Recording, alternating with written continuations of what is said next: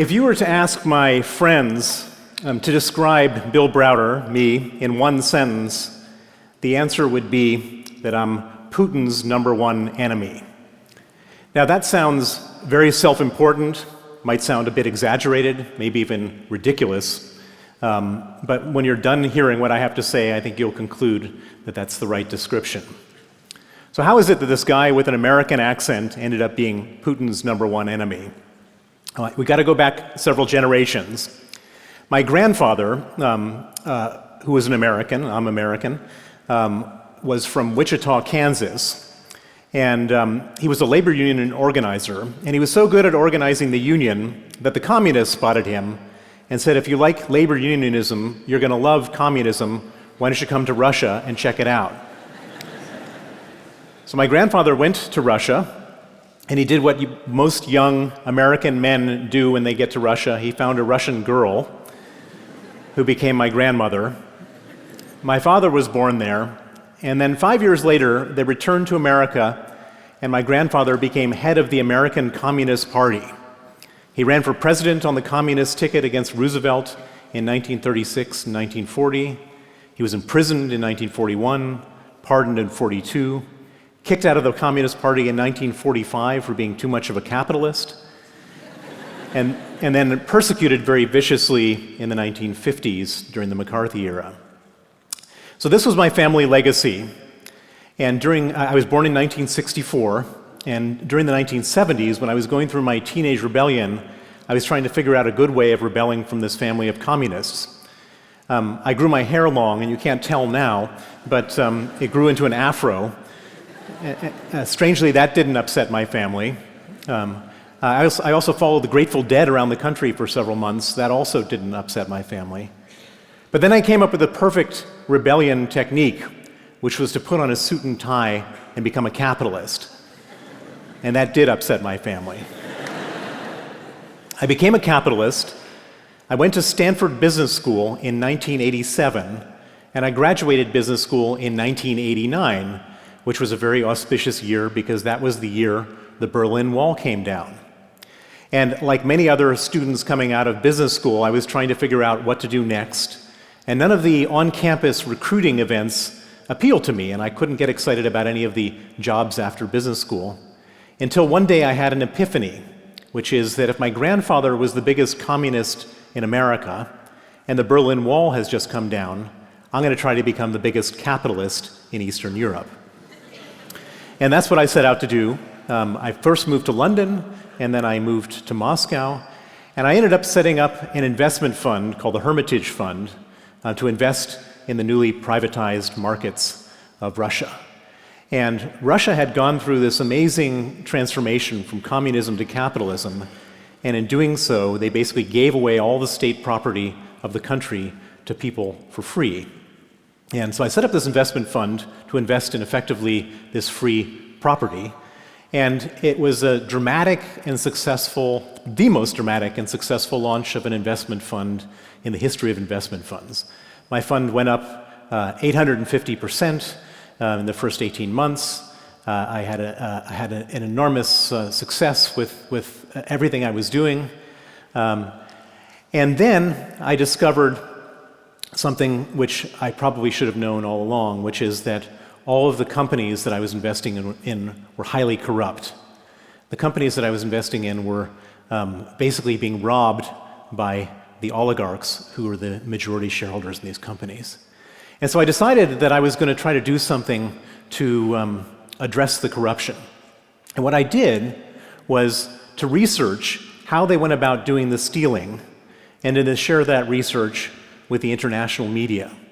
And I and my team were quite good at doing the research, and we knew a lot of journalists.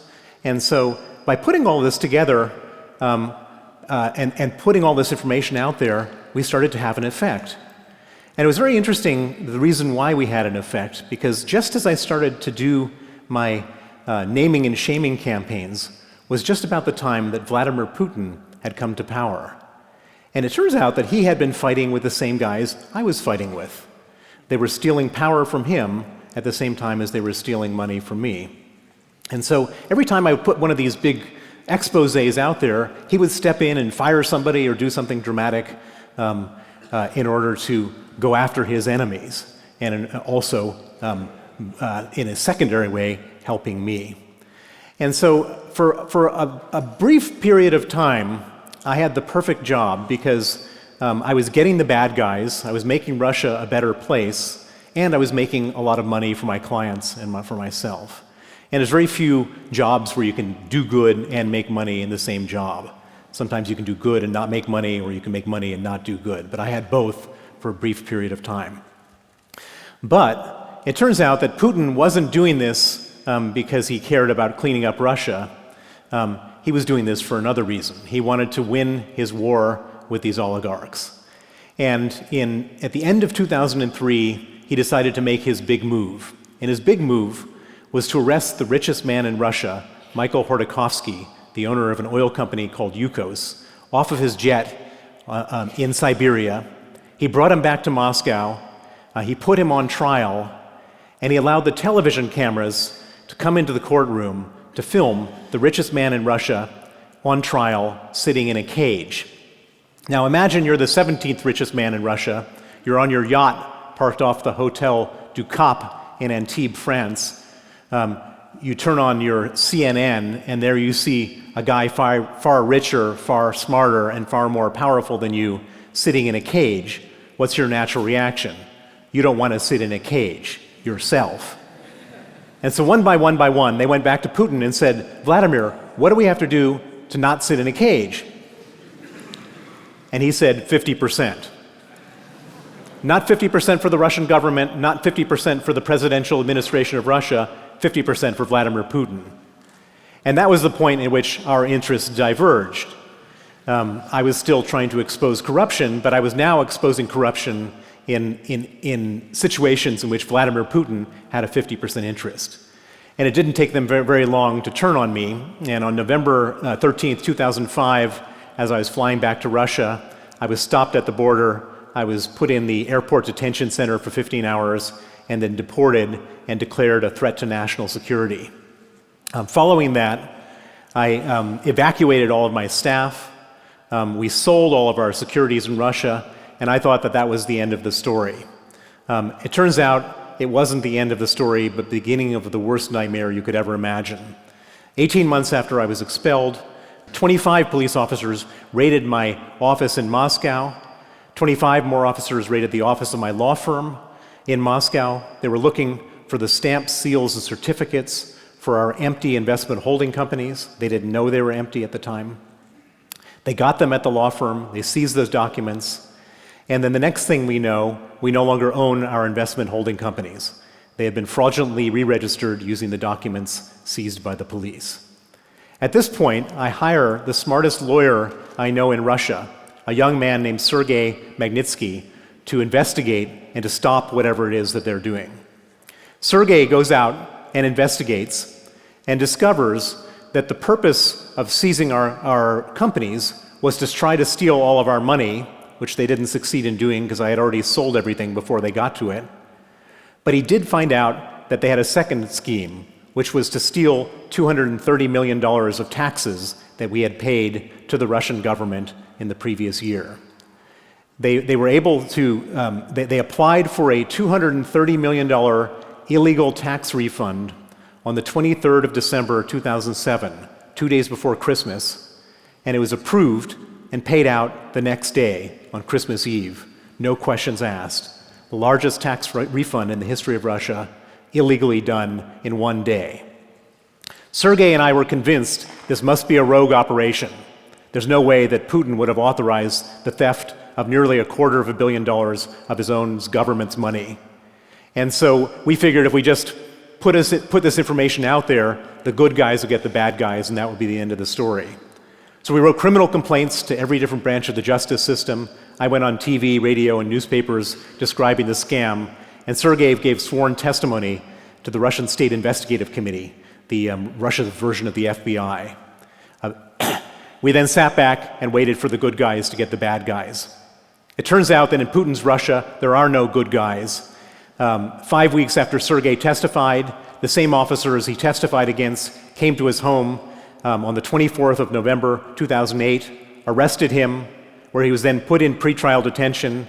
In pretrial detention, they started to torture him to get him to withdraw his testimony. They put him in cells with 14 inmates and 8 beds and left the lights on 24 hours a day to impose sleep deprivation. They put him in cells with no toilet, just a hole in the floor where the sewage would bubble up. They put him in cells with no heat and no window panes in December in Moscow, so he nearly froze to death.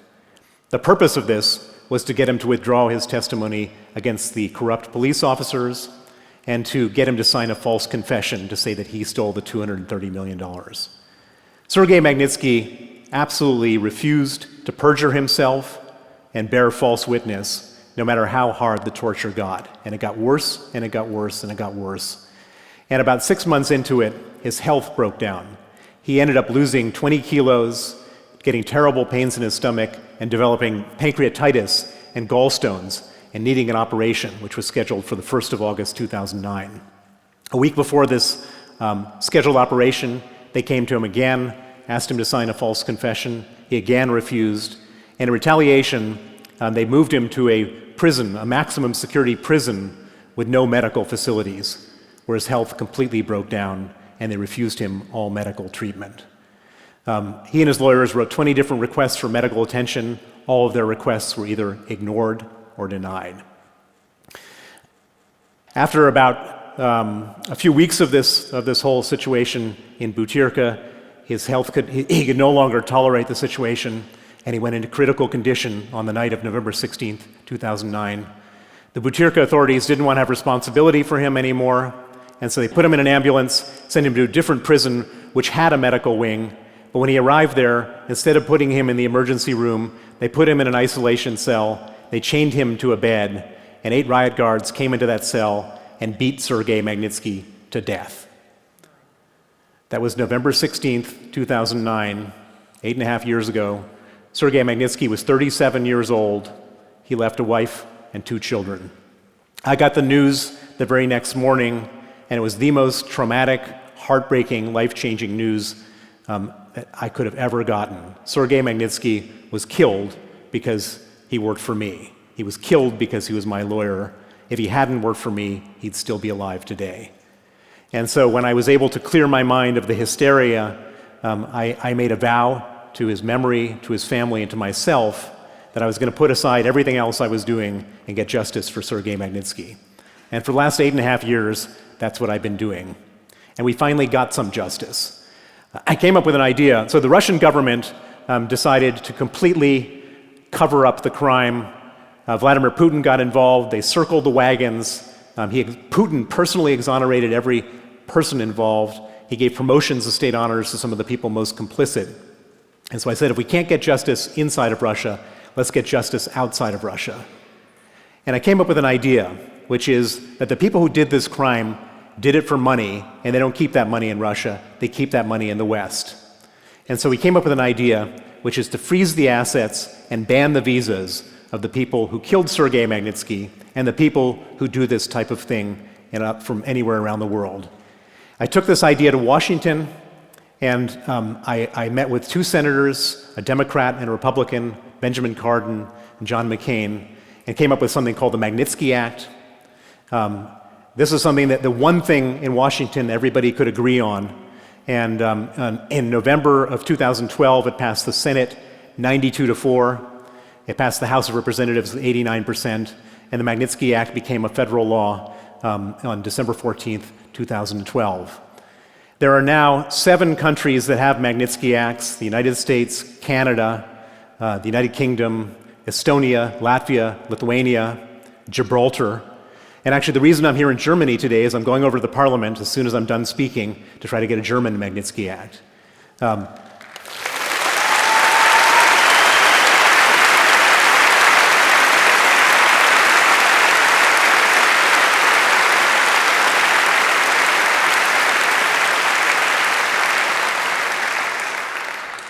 The title of my speech today is How I Found Putin's Achilles Heel. And it's not just Putin, it's every dictator's Achilles heel.